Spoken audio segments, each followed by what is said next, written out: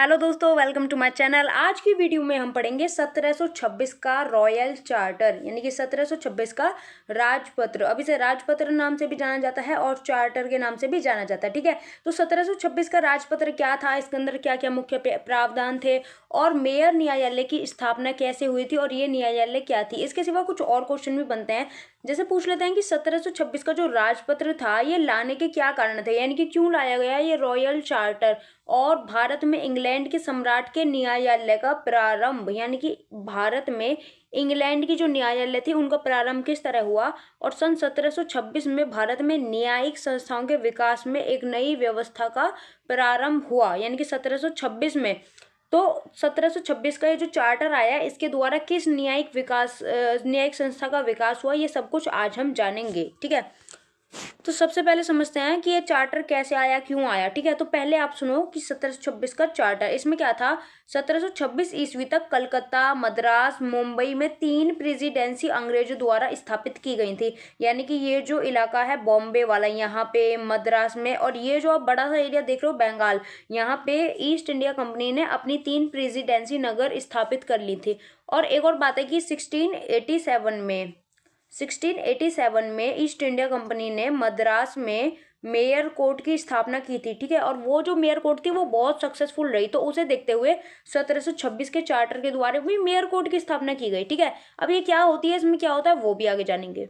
अब सुनो, ब्रिटिश सम्राट जॉर्ज प्रथम ने 1726 में एक राजपत्र जारी किया जो 1726 के न्यायिक चार्टर के नाम से प्रसिद्ध है। ठीक है, तो इसमें बेसिकली क्या होता है, एक राजपत्र टाइप में होता है, एक पेपर होता है, उस पर कंपनी के उद्देश्य लिखे होते हैं और ये लिखा होता है कि कंपनी आगे चल के क्या करेगी, कौन सी नीति लाएगी, कौन कौन सी कोर्ट बनाएगी, ये सारी चीजें इसमें होती थी। ठीक है, इस चार्टर का मुख्य उद्देश्य सेंट जॉर्ज यानी कि मद्रास, मुंबई तथा फोर्ट विलियम यानी कि कोलकाता के लिए एक निगम और मेयर न्यायालय की स्थापना करना था। यानी कि 1726 में जो ये चार्टर आया, इस चार्टर के अंदर लिखा हुआ था कि हम मद्रास में, फोर्ट विलियम यानी कि कोलकाता में और आपके मुंबई में न्यायालय की स्थापना करेंगे। ठीक है, तो ये सब इसमें था।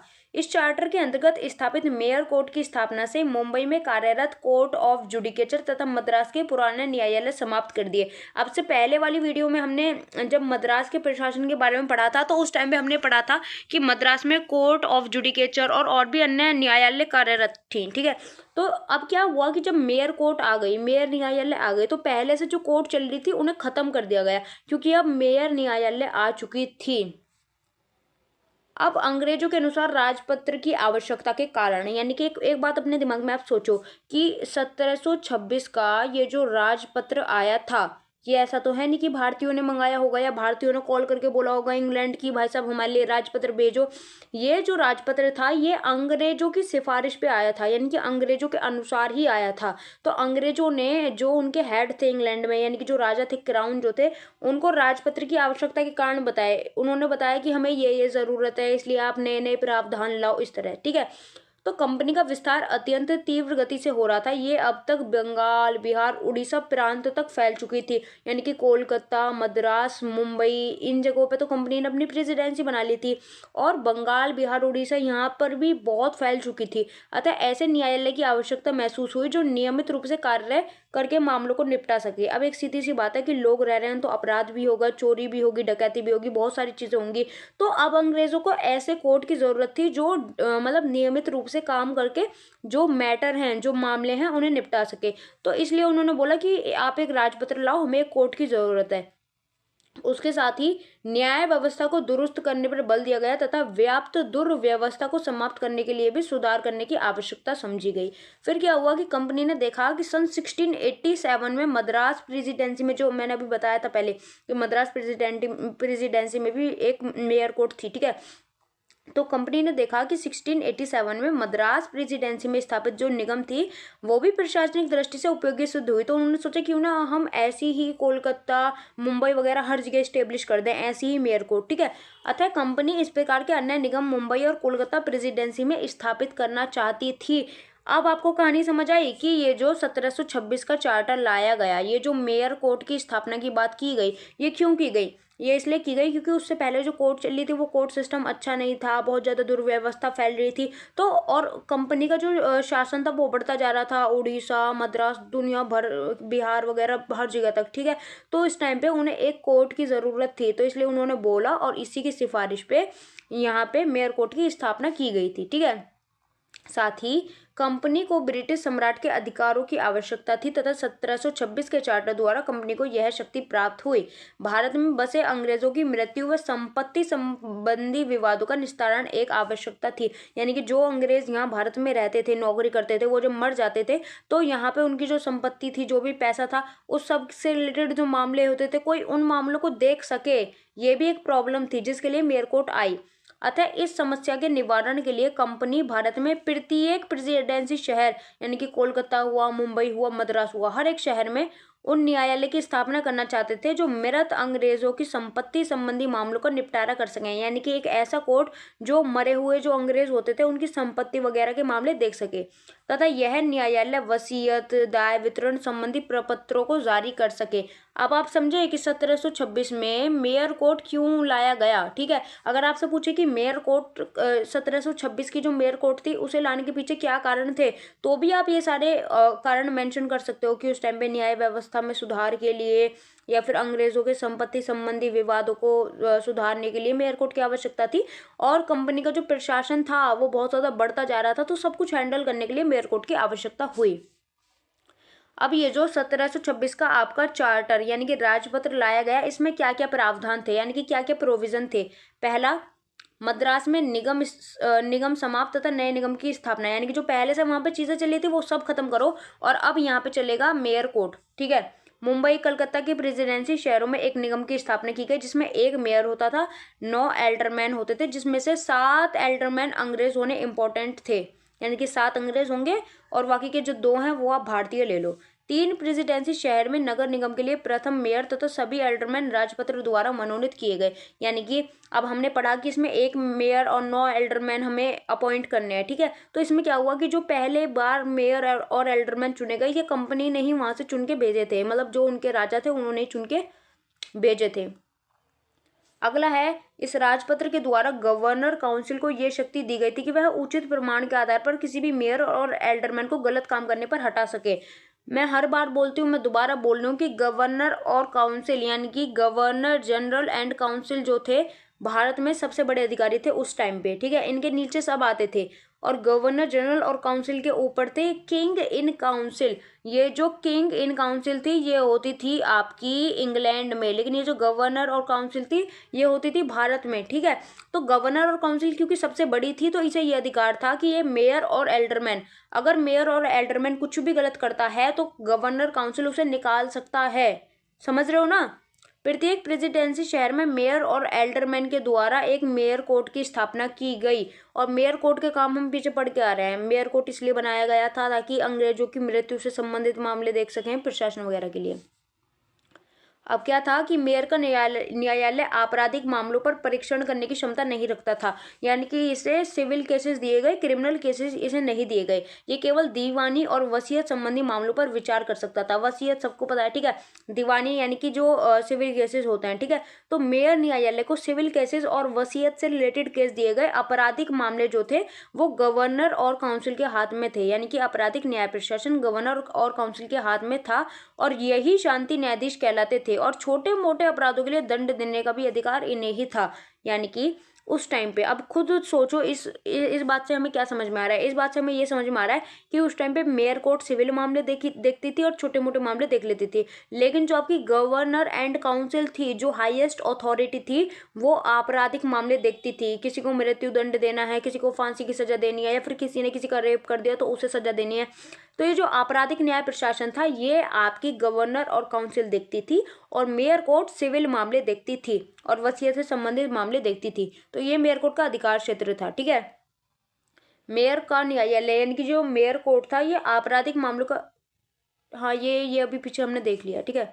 तो फौजदारी मामलों में निपटाने के लिए इस राजपत्र में ग्रांड जूरी तथा सामान्य जूरी पद्धति की भी व्यवस्था की गई थी। अब फौजदारी यानी कि आपराधिक मामले कौन निपटा रहा है, ये निपटा रही है आपकी गवर्नर और काउंसिल, ठीक है।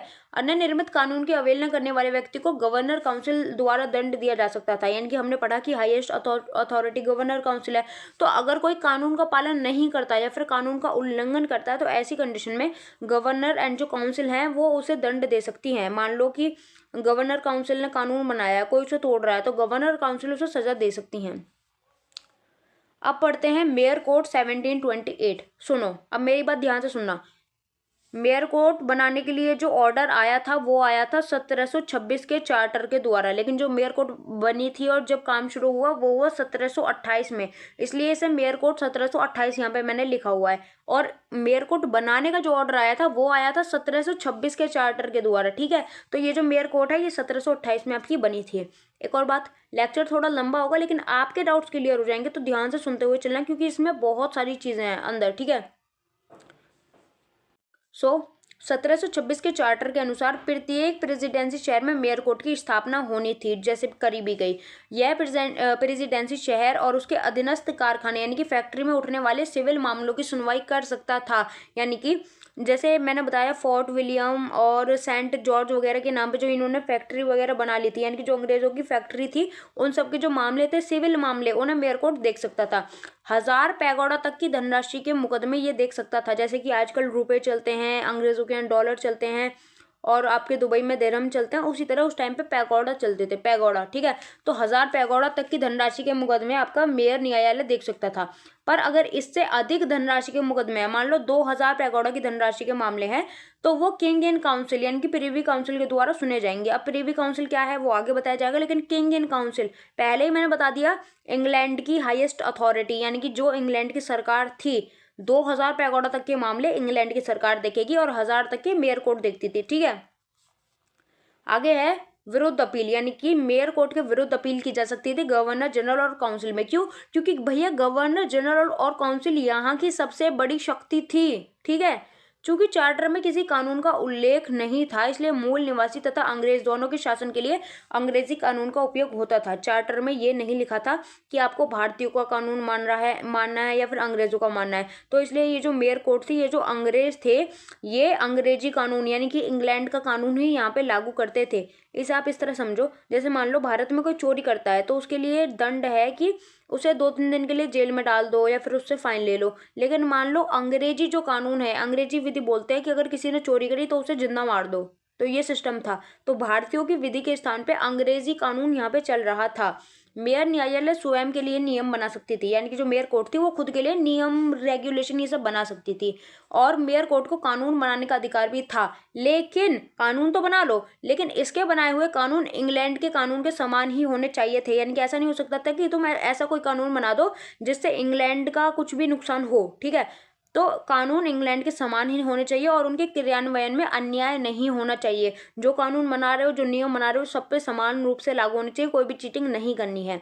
मेयर न्यायालय द्वारा बनाए गए कानून को उस समय तक मान्यता प्राप्त नहीं थी जब तक वो कंपनी के संचालकों के न्यायालय द्वारा स्वीकार नहीं किया जाएगा। मतलब अगर मान लो मेयर न्यायालय ने कोई भी कानून बनाया है तो उसे कंपनी के संचालक यानी कि जो बोर्ड ऑफ डायरेक्टर थे या फिर कोर्ट ऑफ जो डायरेक्टर थे यानी कि जो कंपनी के हेड थे, उनसे परमिशन लेनी थी, और जब तक वो परमिशन नहीं देंगे आप उन नियम और कानूनों को लागू नहीं कर सकते।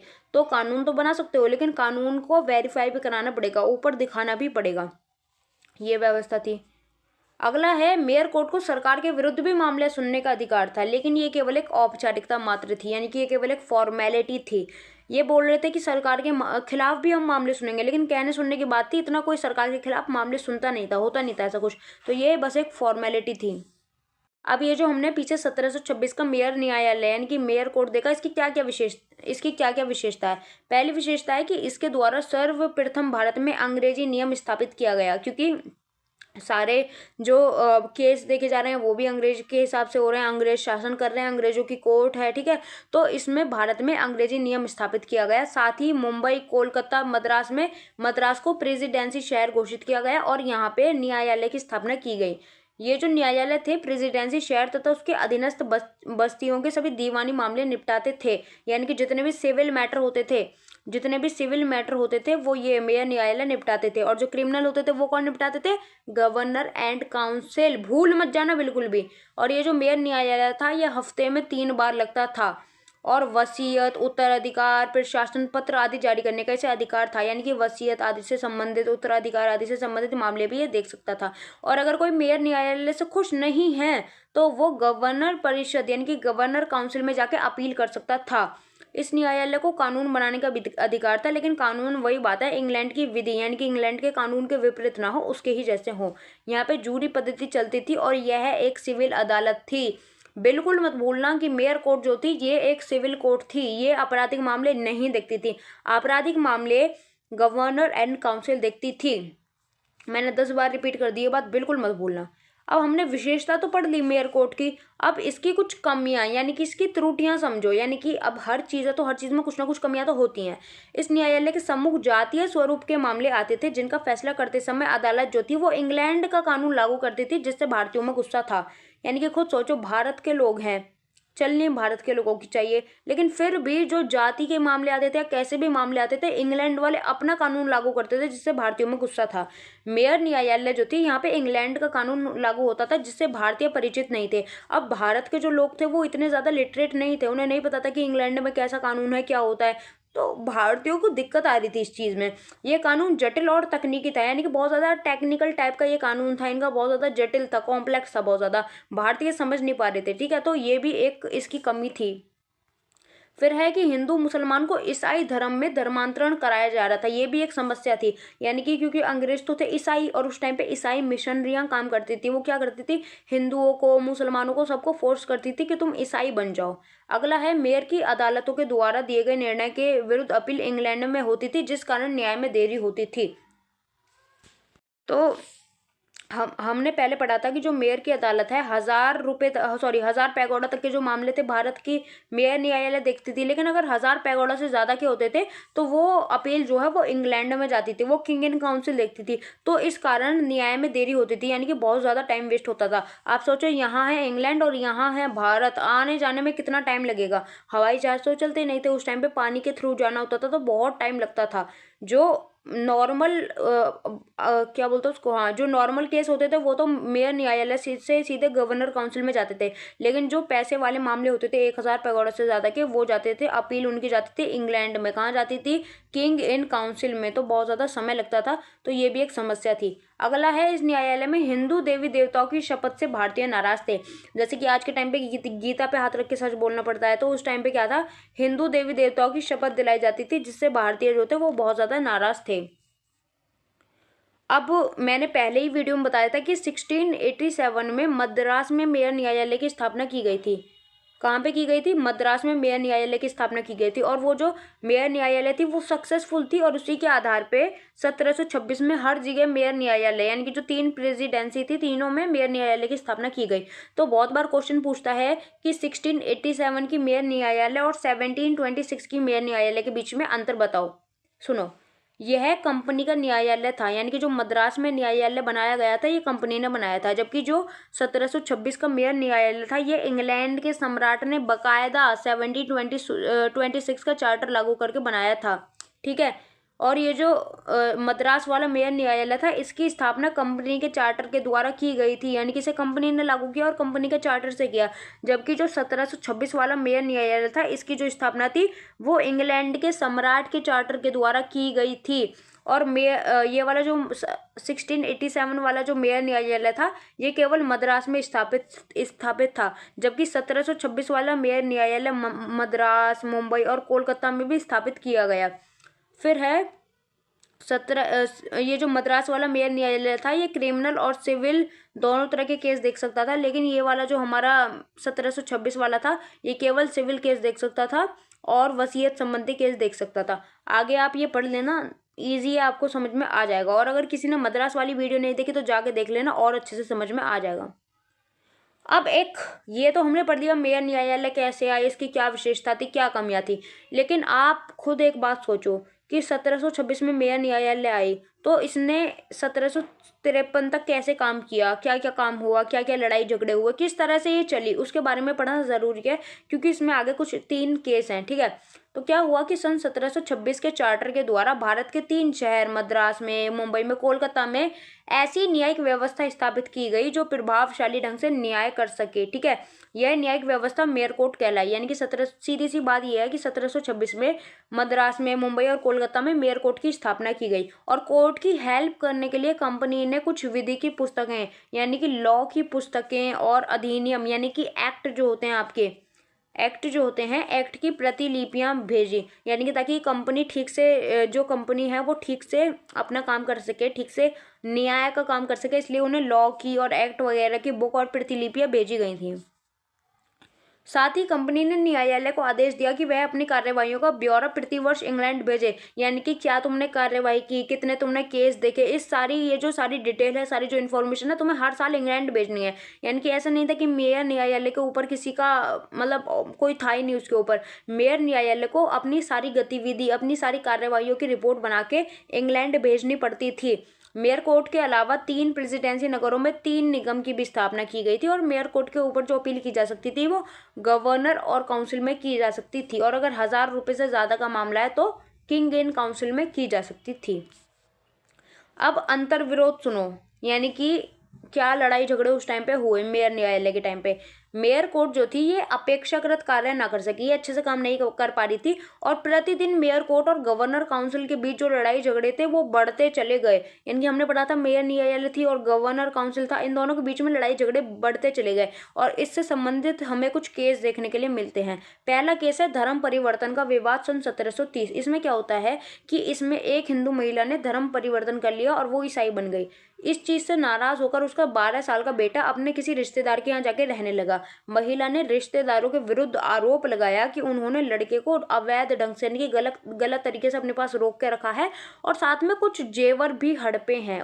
इस चीज को देखते हुए उसने मेयर कोर्ट में जाके केस डाल दिया कि ऐसे ऐसे मेरे बेटे को रिश्तेदारों ने अपने यहाँ पे रख रखा है और मेरे जेवर भी ले रखे हैं। अब क्या हुआ, मेयर कोर्ट ने रिश्तेदारों के विरुद्ध आदेश जारी करके उन्हें लड़का और जेवर वापस करने को कहा। मेयर कोर्ट ने ऑर्डर दिया कि इनका लड़का वापस करो और इनके जो जेवर हैं, यानी कि जो इनकी ज्वेलरी है, उस चीज को वापस करो। इससे असंतुष्ट होकर हिंदू वर्ग ने गवर्नर और काउंसिल के पास इसके विरुद्ध अपील करी। पीछे पढ़ के आ रहे हैं ना हम कि मेयर कोर्ट के खिलाफ अपील करनी है तो वो गवर्नर और काउंसिल में जाएगी। तो लड़का तो हिंदू था, जो उसका 12 साल का बेटा था, तो जिन रिश्तेदारों के यहाँ रह रहा था वो, उन्होंने गवर्नर काउंसिल में जाके अपील की। उन्होंने बोला कि देख लो ऐसे ऐसे हो रहा है। तो गवर्नर काउंसिल ने मुकदमे में निर्णय, यानी कि फैसला देते हुए कहा कि मेयर कोर्ट को धार्मिक प्रकृति के व्यक्तियों के मुकदमे सुनने का अधिकार नहीं है।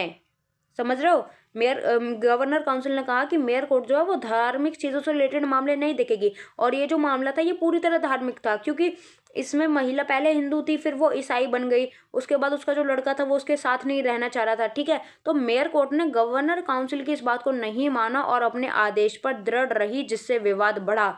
यानी कि मेयर कोर्ट ने आदेश दिया था ना कि जो रिश्तेदार हैं वो बच्चा और जेवर दोनों चीजें वापस करें, और गवर्नर काउंसिल ने बोला कि आप धार्मिक प्रवृत्ति वाले केस में नहीं घुस सकते, लेकिन मेयर कोर्ट नहीं मानी और अपने आदेश पर दृढ़ रही। इससे क्या हुआ, विवाद बढ़ गया।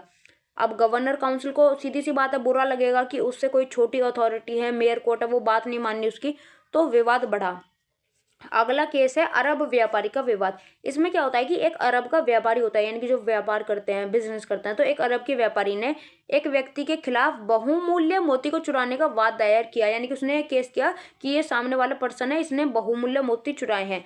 वह प्रतिवादी इसके पूर्व भी जल्द अरेस्ट हुई, यानी कि समुद्र में चोरी के मामले के अपराध के लिए दोषी ठहराया गया था। यानी कि वन पर्सन ने जिसके खिलाफ मुकदमा दायर किया था ना कि इसने चोरी किया बहुमूल्य मोती की, उसे पहले भी कई बार गिरफ्तार किया गया था। किस चीज के लिए, समुद्र में चोरी करने के लिए। इस मामले में गवर्नर काउंसिल ने मेयर कोर्ट को सलाह देते हुए कहा कि अरब व्यापारी की मांग अनुचित है।